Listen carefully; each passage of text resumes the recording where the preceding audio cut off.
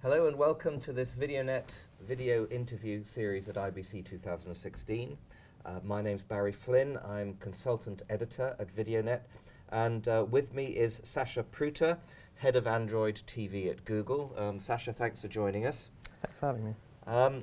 One of the most interesting announcements at IBC this year has been the partnership between yourselves and Ericsson, which means that Ericsson's Media First TV platform can now run on the Android OS. What's the rationale for that agreement?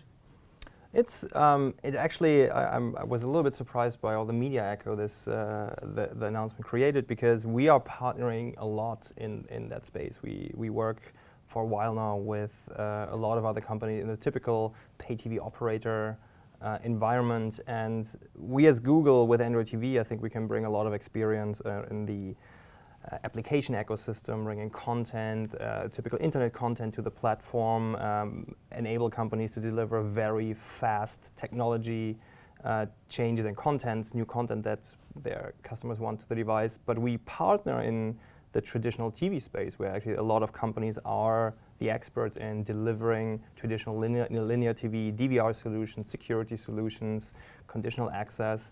And we are partnering for quite a while, and operator set-top boxes and typical pay TV operator deployments are becoming a very, very strong part of Android TV, and that's why we were happy when Ericsson decided that they want to make sure their solution works on Android TV.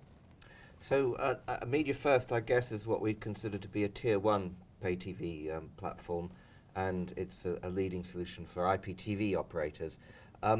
What do you think this tells us about telcos and the wider television market, and about the future role for Android OS? I think one of the big changes in the TV industry is that a lot of these the pay TV operators, broadcasters,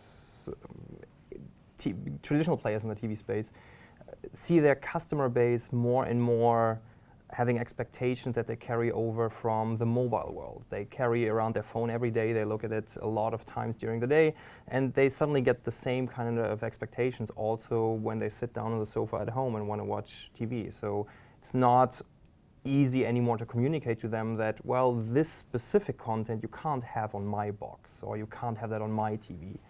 And so a lot more users are switching to, well, they add a separate device, like an OTT internet streaming box, like an Apple TV, a Roku, an Amazon Fire TV, an Android TV device from one of our partners, and use that on HDMI 2 or like input 3. And obviously, if I'm in the role of a pay TV operator, I don't want to lose these people from my environment. And so a lot of this new expectation, I think, drives the very traditional TV operators more towards wanting to offer that, and I think we can help with that, with a very consistent application framework, with development tools that content and app developers know already from the mobile world that make it very easy to bring this to operators. And operators can focus on what they are really best at, so they're delivering a great TV experience, and I think the combination of both is a very powerful partnership that we want to continue to drive. So remind us what the benefits are of using Android OS in a set-top box if you're a pay TV operator. I mean, what do you get with Android OS that you can't get with other operating environments on a set-top box? I think Google brings a lot of experience from the mobile ecosystem to the TV world, and I think that where we are with TV now is where we were with mobile maybe in like 2005, 2006, when you had lots of fragmented platforms, lots of different phone manufacturers with their own application framework. If you're a service provider or an application provider, you had to basically build your app or your content 6, 7, 8 times on different platforms. And I think Android has helped a lot with basically providing one application framework and one platform to provide this content. That makes it easier for content providers to reach a lot of devices with minimal development cost. And I think that's what we also want to bring to TV. At the same time, when you start this on a platform like TV, you are concerned about security. Android has a proven very hardened security model with applications running completely separate from each other. And I think these are all experiences that TV manufacturers and pay TV operators can benefit from, and we can benefit from their experience because it allows us to bring Google services obviously into the living room as well. So tell us about your open platform and partner approach, and how the Android OS ecosystem is evolving at the moment. I was talking earlier to a partner, and I was comparing to IBC 2 or 3 years ago when basically no one was really talking about Android on tier 1 set-top boxes. And now if you walk here and IBC through the show floor, and you see on like every other booth, you see an Android-based solution. So I think the market has opened up a lot as well. And with our open platform, we allow a lot of the technology partners to also focus on what they are really good at, what they are specialized at, and not having to deal with the lower level integration or differences between different hardware platforms, with trying to get the content on their proprietary platform and convincing a company like Netflix or Hulu to build their app for their product, but basically get all these things basically for free from the Android TV app ecosystem through the Google Play Store, and focus on things like delivering the best picture quality, like having great security systems, having great encoding and decoding solutions, and they can all bring that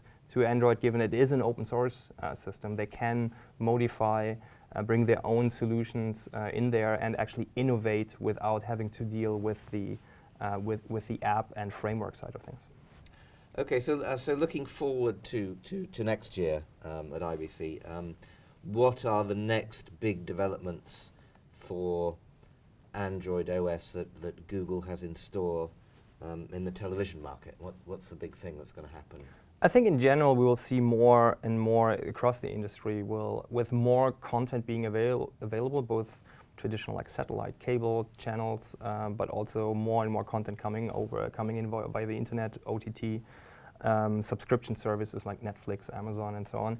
There's more and more content available to consumers, and it's harder and harder for consumers to actually figure out what they want to watch, what can they watch, what is available to them, what is on right now, what would be the best for me in this situation right now. And so I think where we, Google being a search company, being in a structuring of information company, where we are focusing a lot of energy is on providing the tools to give our partners to build solutions for that. We are continuously working on our voice engine that we give with Android TV, so that a consumer doesn't have in a complicated system with lots of content have to deal with very complicated interaction, but they're using natural voice conversations interactions to find their content. Things like recommendations, making suggestions on what content might be good for the user right now, and offering these as solutions also to our partners that they can actually extend these, because we are not going to build a device with a satellite tuner to bring satellite channels to a market, but there are experts in the industry who do that, and we want to work with them to put these technologies together so they can, for example, make it much easier in a channel lineup of 500 channels for the user to find actually the show they want to watch right now. Okay. So IBC 2017, we're going to see search and content discovery innovations from your company. Yeah. Which is, it's about time, some people would say. Yeah. Good. Sascha, thanks very much. Pleasure. Thank you, the audience, for tuning into this VideoNet IBC 2016 series, and goodbye.